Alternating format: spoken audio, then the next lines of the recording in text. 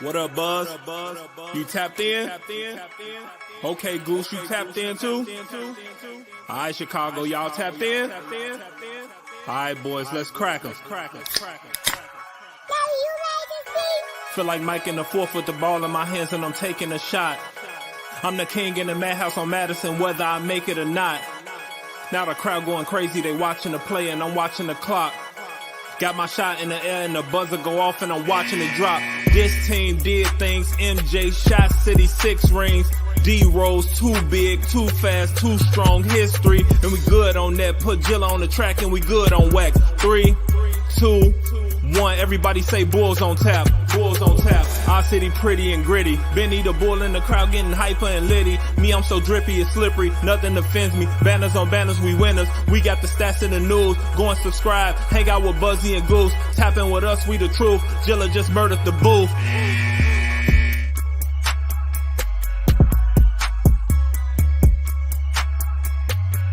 Ladies and gentlemen, welcome to Bulls on Tap. I'm your boy Buzz. I'm joined by my dude Goose. He's real upset, man. We're here after Chicago Bulls lost 118-102. Second night of a back-to-back. We lose this one to the Detroit Pistons. 2-1 Detroit Pistons. We're 1-2 now. That's awesome. We got pissed on. We did get pissed on. 118-102. Before we get into this, be sure to go on tapsportsnet.com for all your Chicago sports literature and podcasting needs. Following us on Twitter, X, whatever the fuck you call it, at Bulls on Tap and on Tap Sportsnet. Following Goose at Goose on Tap.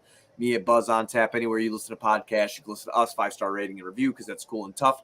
If you give that Bulls on Tap page a follow on X, that would be sweet, or Twitter or whatever. We're almost at 2K, so you should do that. Also, go to the YouTube, almost at 1K YouTube subscribers. Subscribe, fuck it. All right, Goose. Got our ass whipped.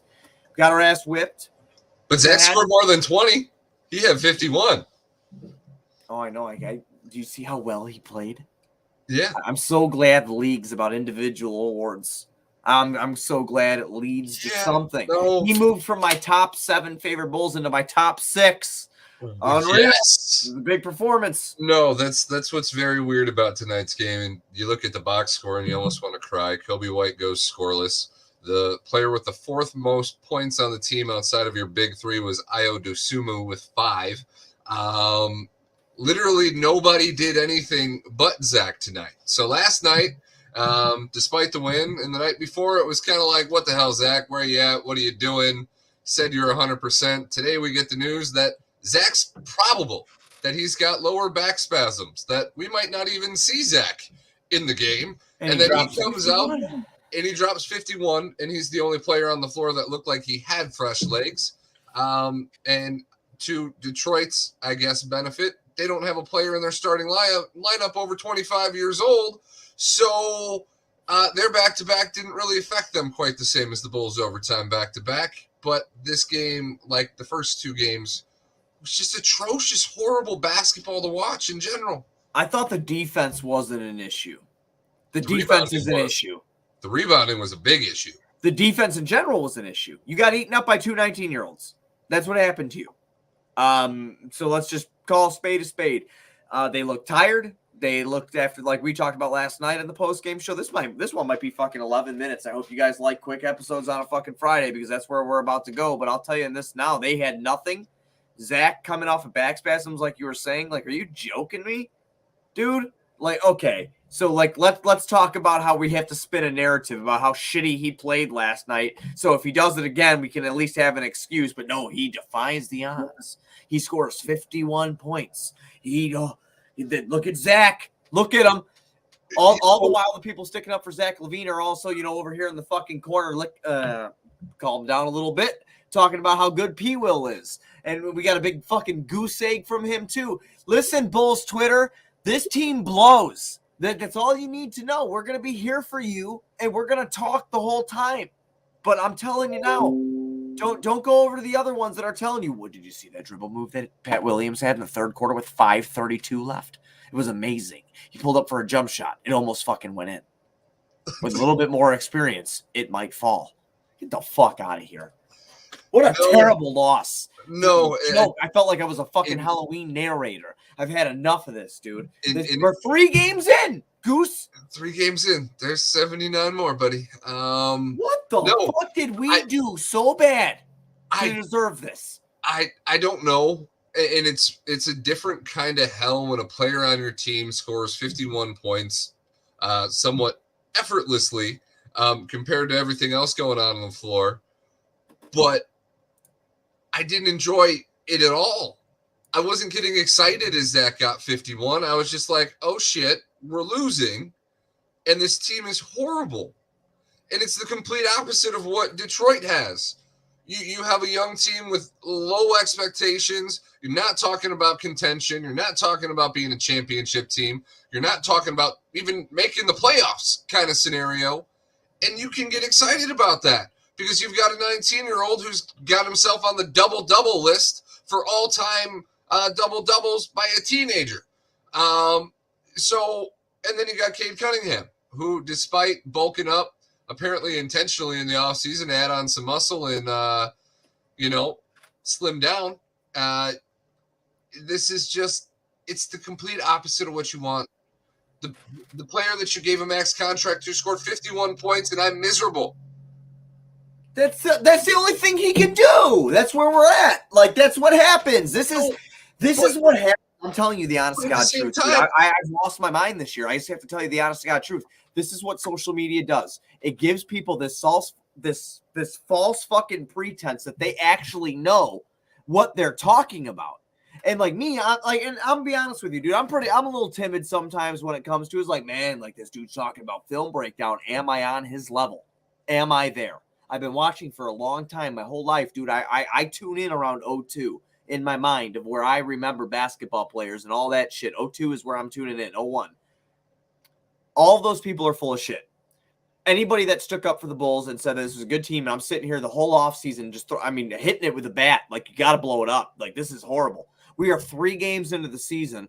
They don't even want to fucking play for each other. Right now. Everything's an excuse of, we had a players only meeting so we could hold somebody accountable, or we did this or we did that. No, dude, you're done. You're fucking done. Do you think tonight's performance was Zach going, fuck you guys, this is what I can do? Fuck you. Good. Fuck him too. Bye.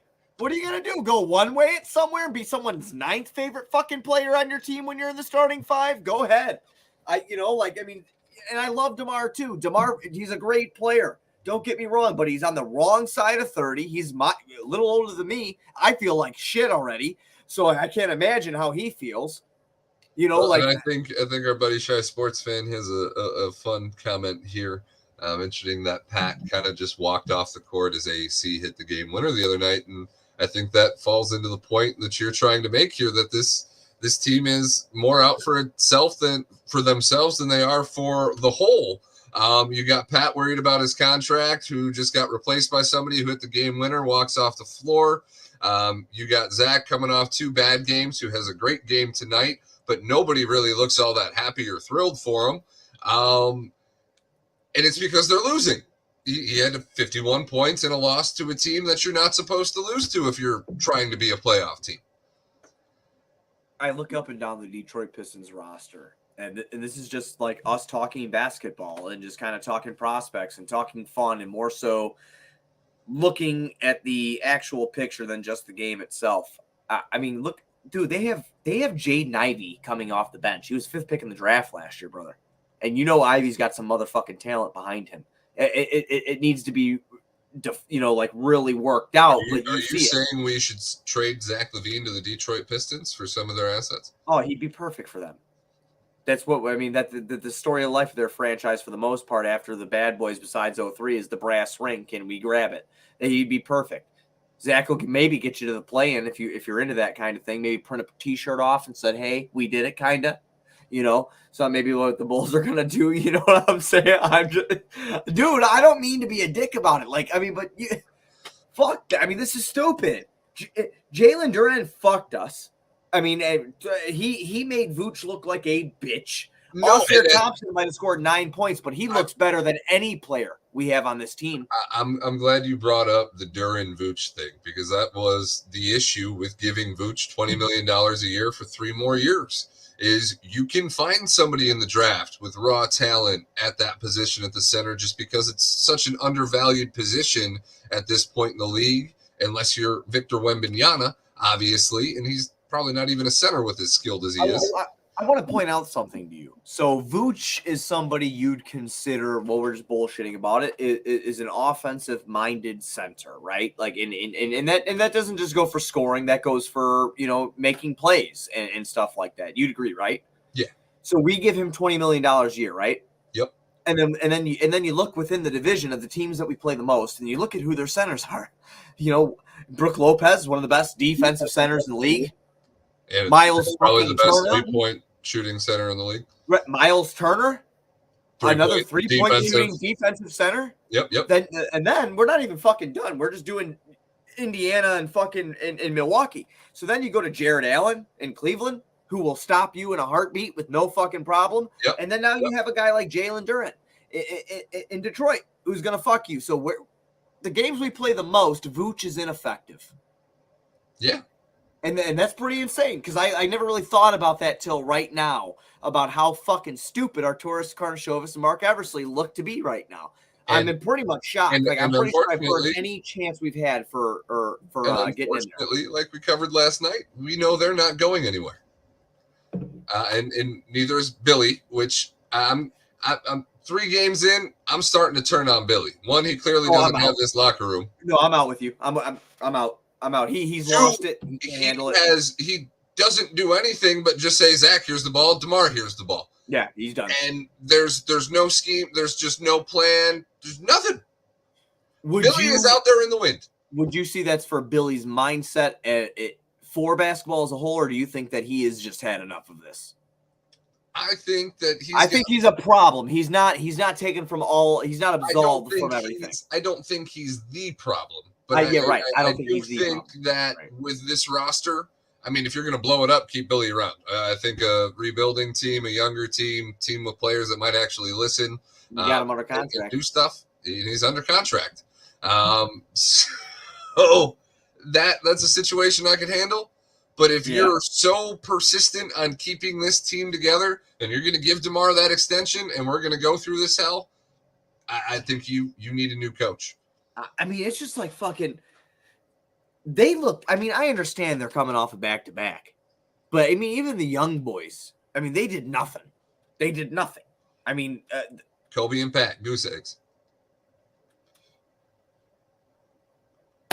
What do you say anymore, dude? I mean, I'm unsure of how to spin this into something that is optimistic for the average listener, because there's nothing to be optimistic about. They need to start shipping off, and maybe they, I guess, wait to the deadline if you want. But for me, I'm chasing a pick. Anybody who says that's stupid, just look at the product you saw tonight, and look what chasing picks can do for you, because they just beat the fuck out of our vets without an issue, without any sort of issue. Yep. We capped out our roster. Obviously, Zoe's $20 million plus is kind of chilling on the books, doing nothing, which kind of hamstrings you a little bit, because that's about a sixth of your money that you're allowed to spend. But this roster is up against the cap wall. There's really no way to drastically improve the team. Even if you traded Levine, Patrick Williams, and any first that you can put together, you're not getting a star here good enough to pair with DeMar and Vooch on the timeline that gets you a ring. So what are we doing? I mean, it just doesn't make sense. I want to be sold. I wanted to be excited coming into the season. And for a little bit of time, I was able to convince myself, you know what? Maybe a few vet additions will make this team home. Maybe continuity is our only option, because we have put ourselves in this corner. And after 3 games, I want nothing to do with continuity. I want the excuse of this team hasn't played together. They're too young. That's why I'm losing the game. Not because we paid 3-star players the money that they wanted and they can't figure it out together after 3 seasons. Yeah, I mean, you think it'd be just a clear-cut fucking signal. And like I said, there's a reason we don't work in the NBA. I get it. And I'm not sitting here trying to hate on people. But this just clearly shows that this has not worked since Lonzo's been out. I mean, not even to the least bit. You're under 500 without him by a lot. So I mean, what do you even fuck, dude? They're in such a fucking hole. They're in such a hole. Like, going into this season and keeping it together is just it's gonna be so hard to talk about anything different. Every game. I mean, every game in and out. You can't even compete with Detroit. I don't want to hear anything about off the back. With Detroit, you stole a game that you shouldn't have won last night against the Raptors, who are a team that's supposed to be in the tier below you with what your aspirations are. It's just, you can't convince me that it's going to get better. There's no more like, give it time. The continuity is going to play itself out. This team does not work. It's funny you say that because, like, as I even look at Indiana's, and I know we were talking about this the other night. If you guys were with us the other night, you'll know what I'm talking about. We were talking about the Central Division standings and how I felt like the Bulls probably were fourth. If you kind of look at how Indiana's built, they're the Bulls' kryptonite. And what I mean by that is perimeter defense, and they have a couple bigs that can stop you in the middle from driving, and they stretch the floor and shoot threes well. I mean, this is going to fucking kill them. And they play them on 30th. So that's what? Is that Monday? So Halloween is Tuesday. So, I mean, it's just within your own division, not only do you face an offensive prowess that is very hard to navigate, but you have teams literally built to stop your biggest strength. I don't get it. So, I mean, again, whoever wants to, I'd love for somebody to get on here. We're going to have to bring people on here eventually because we're going to run out of shit to talk about. We're going to keep going on in a fucking circle. Just think about all the dynamics in this locker room right now. You got Zach LaVine, who was mentioned in trade rumors all season last year, all off season. You've got DeMar, who doesn't want to stay given the current direction of the team, really, unless they're going to pay him a lot of money. And they won't do that. Overpay like they did last time, although that one worked out because he's been phenomenal. You've got Vooch, who just secured the bag, so he's sitting pretty. He's like, cool, I'm making $20 million for the next 3 years. Doesn't matter. You got Patrick Williams, who's asking for $200 million behind closed doors and can't even get minutes or points on the floor. How wild is that? He can't score a bucket in an NBA. He's a fourth pick in the NBA draft, can't score it. And you have people out here carrying the flag for him. It's amazing to me. Well, there's a couple of lack of accountability attempts tonight where I'm watching, and the team in one gave up way too many offensive rebounds, and they're the ugliest rebounds ever. You've got the whole entire team boxed out, and then you just stop trying. But watching P. Will try to rebound a basketball is not enjoyable. That's your power forward. No, he had three tonight. Last night. We had three? Yep. What a guy. Bulls out rebounded 53-32. That doesn't even make sense. So if you want some team stats for shits and giggles, I'll give you some team stats. So the Bulls shot 41.9% from the field. They were 39 for 93. Detroit shot 52.3%. 45 we had like under 5 turnovers going into the fourth too. Yeah. 11 for 28 for the Bulls tonight for 39% from this best performance they've had from downtown this season. 39%. Detroit was 42% at 12 for 28. Bulls hit 13 of their 16 free throws. Detroit hit 16 of their 20. Again, I said the rebound battle 53-32 in favor of the Pistons. 29 team assists for the Pistons, 16 for the Bulls. Turnovers, 8 for the Bulls, 17 for Detroit. So 17 turnovers and still lost by double digits. Yeah, you see how bad that losing the rebound battle hurt you there. Because, I mean, everything else was almost, neck and neck for the most part. So, points in the paint was actually a huge discrepancy too, but we kind of touched on Jalen Duren and what like Cade and them were able to do getting into the paint as often as they did throughout the game. But they had 58 points in the paint tonight compared to the Bulls 36. Hey, so Bears, Bulls, they both are trash. Both fucking trash. So, just an underwhelming performance, and this is where you're at. Zach lays the claim. Hey, +4 Patrick Williams in 21 minutes, team high. Team high. So do you think we could take that? Sounds like $200 million. Honestly, man, like, fuck the show for a minute. I couldn't give a fuck about it. I'm being honest with you. What do you think about him, for real? Like, without having to be politically correct and all that bullshit, like, what do you think about him? Buzz, as a fan, I want and need to believe in the kid. Like, that's the issue here, is I want him to be worth $200 million. Me too. Yeah.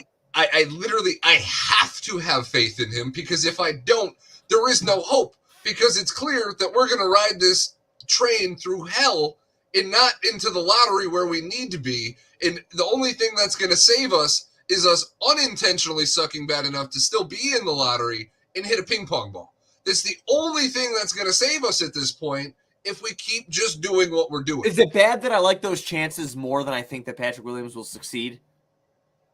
I think the likelihood of Patrick Williams ever being an all-star is probably, in general, is less likely than the Bulls unintentionally landing in the lottery this year and hitting lottery. You think Zach will sniff one again? Yeah. An all-star game? Yeah. In Zach's situation, he's either going to go to another really bad team that's desperate for somebody who can drop 51 points and, bring fans into a stadium like not Detroit. They've got plenty of young talent. But he's going to go to a scenario like that, or he's going to be the second, third guy on a team that's legitimately contending. What about Zach in Philly? Zach in Philly would be an all-star. Did you see that stuff today? I did not see that stuff. That the Bovada or whatever it's called, the sports book. I think that fit makes perfect sense. If you want, are you talking Harden, Zach? I want James Harden? No, I don't think that changes anything. Now you're just an older, unsuccessful team. Well, hang on. Do you think James Harden's a better basketball player than Zach LaVine? Do I think James Harden was the once reason a I better player? I have. There's a method to my madness with the question. Do you think he's a better basketball player than Zach LaVine? No. At one point in his career, most definitely. So you don't think he's better now? No. Okay, so I think he is better now. But what I will tell you is I agreed with what you said in the beginning. It still won't make a difference because that's how far this is away. They don't have enough three-point shooting. I do believe James Harden led the lead in assists last year. For a team that doesn't have a point guard, I guess that sounds great. Do I want to watch Harden ball while DeMar stands in a corner and Vooch stands at the top of the key waiting to catch anything to it? Yeah, no. I understand. No. Like I said, again, I think he is a better player than Zach, but do I think that changes the trajectory of where the Chicago Bulls are? No. So that's what I was trying to get you to say. It changes it in the sense that if Philly values Zach more than Harden right now and you get an asset on top of it, you do get out of Zach's contract and Harden becomes a free agent in the offseason. I don't think you get any asset. I think the only thing you get is that you don't have to move picks because Harden has fucking tarnished his value so badly over the last couple of years. I think that's the only thing that you get. So are you suggesting that the Bulls trade Zach LaVine for James Harden straight up, right out this season, deal with whatever it is, and just get an open cap sheet with Vucevic on your books?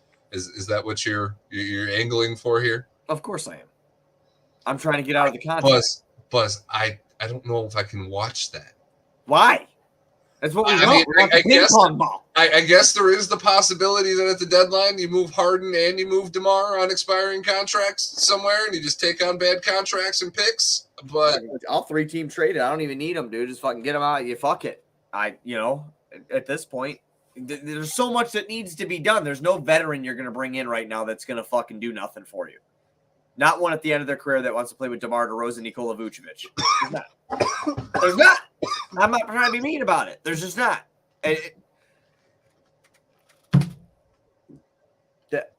Dude, I turned that fucking game on. I'm watching Tyson Fury, Francis Ngannou. That game comes on. And I'm just watching them. Listen, Detroit blows. The city itself. I don't want to be there. I wouldn't want to be there either. I get it. But, fuck, dude. You make a lot of dough, dude, to go out there and put on a show. And you just look like ass. Straight ass. And I just don't care to hear that. Like, I usually on this screen, I'll have the closed captioning on and I'll have like the post game on. And like whenever they pan to the locker room, I'll see what they say. I couldn't care less what they have to say. Not one of them. Don't care. Don't care. I want to see Patrick Williams pouting in the fucking corner with that stupid look on his face. Do we have another players-only meeting after tonight's game? Or right? Yeah. Well, maybe Billy will get. No. They got to bring Billy in, so it's gonna be a full meeting now. Okay. You have Zach Coach in there. That they don't listen to is gonna get some say. Yeah, dude. I don't get it anymore. Dalen Terry hit a 3, so that's cool. Woo! Yeah. Torrey Craig, even though he went 2 for 7 from the field, somehow still outperformed Patrick Williams. I don't get it. Don't get it. At one point it was Zach and like 4 defensive players on the floor. I think it was Drummond, Io, Caruso, and Craig. And it's like trying to like convince myself that I should be mad at Zach for taking all these shots. And I'm just like, no, I don't want anybody else to shoot the ball on this team right now. Did you enjoy watching Zach do that? Like I said, that was what was conflicting for me. Is I don't even dislike Zach. I don't dislike Zach either. Look at you're being an ass about it. Look, you rolled your eye. No, you wifed me. You rolled your eyes at me right away when I said something. A little fucking irritated. You see, it's a trigger for me. So like that just literally pissed me off immediately. I don't hate Zach. I just don't think he's very good. Okay, so as somebody who's actually a fan of Zach. Okay. I really didn't. Zach literally set the record for points scored in Caesars Palace Arena. Tied Kevin Durant from 2021. They're like one of 3 people. Blake Griffin, Zach LaVine, and Kevin Durant are the only people to have 50-point games in the Caesars Palace Arena. Oh, wow. And I did not enjoy it. Yeah, no. Because they were losing. Because they were losing. That's the only time he's good. I guess that is kind of the epitome of what Zach has been in his career. He does great. The team does bad. Right. And that's why people throw that stat out there, and then they always say, "Oh, he's been on rebuilding teams," which is 100% true. He has. I agree with it's all true, but he's at the just same a good player, time, but he's not meant to win. When you have to watch this, and tonight I do feel like it was Zach's teammates, but oh yeah, they were terrible, man. Oh my God, Vooch and DeMar. But they played so much big minutes, and they're 73 years old. So it's a lot on them, man. It's a lot on them. I mean, like you said, no one scored a fucking point. The Bulls have had trouble breaking 100 2 games in a row. No, the only that's unacceptable in today's NBA. The only players with more than 5 points were Zach LaVine, Vooch, and DeMar. The fact that Io was the only other one to reach 5 points. Like what? So I imagine Zach is feeling a lot like you right now, just sitting there scratching his head.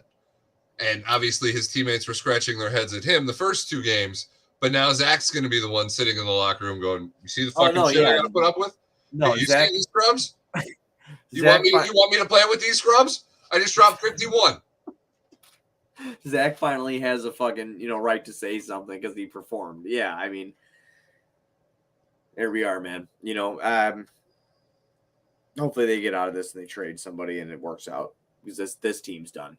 Buzz, they're 3 games and you're done. We're in for like another 30 plus games before.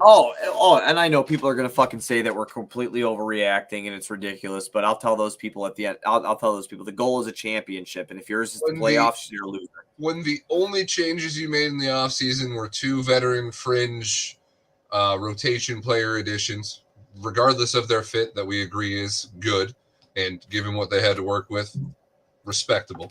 But when those are your only decisions and your team comes out looking like this, writing your message of continuity, if you don't think that you should be on a hot seat, like, you better be looking yourself in the mirror and realizing that this, your first baby, your first project that you got to put together is not what it's cracked up to be, and it's time to move on. It's time to set it free.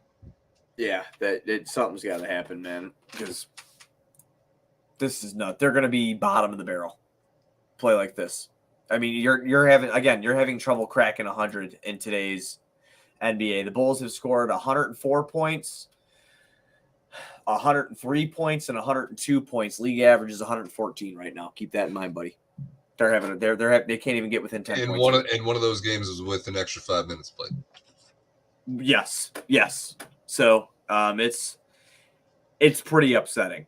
Even in the preseason, they didn't score a ton of points. The highest they scored in the preseason was in their one win that they had, 133-124 win over the Nuggets. So, I mean, this team is averaging roughly 102, anywhere from 102 to 105 points a game.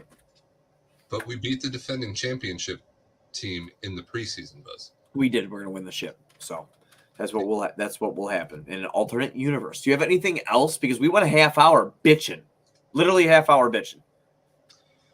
No, I feel like I got it all out. I'm sure we'll have to do this again Monday. I can't As wait. you said, we're playing Indiana, correct? Yep, Indiana. In Indiana. Yes, in Indiana. 6 o'clock tip off. Playing Indiana in Indiana on Monday, and as you laid out, they're not necessarily the greatest matchup for us, similar to Detroit being young and big. So I guess we'll see. But I got a feeling that Hallie's going to drop a bunch of points, and Vooch is going to look outmatched, and maybe Zach and DeMar both show up to play the same basketball game, and we can steal a win. Because that's kind of our only hope, because that seems to be Billy's only game plan. Oh, yeah. I mean, it really does. I mean, when you're trotting out 3 guys and the other 2 in your lineup can't score a point, you have a little bit of an issue, even though I have been praising Kobe. That was a very bad game for Kobe White, and it's hard to defend that. When you drop literal goose egg in the NBA, when you're not able to impact your team in a positive way, it's a big tell-all, you know? So unfortunate as it may be, we'll be back Monday, everybody. I appreciate you joining us. The Bulls are probably going to get their ass whipped again, but we'll be here with you, telling the truth the whole fucking time. So be sure to go on tapsportsnet.com for our Chicago sports literature and podcasting needs. I already told you where to follow us on Twitter, but if you get the chance, go to the Bulls on Tap Twitter, just that one extra Twitter, and just hit the follow button. We're almost at 2K. And if you also get the chance, go over to the YouTube, almost at 1K for the subscribers. We're presented by Sports Illustrated Media Group. We'll see you again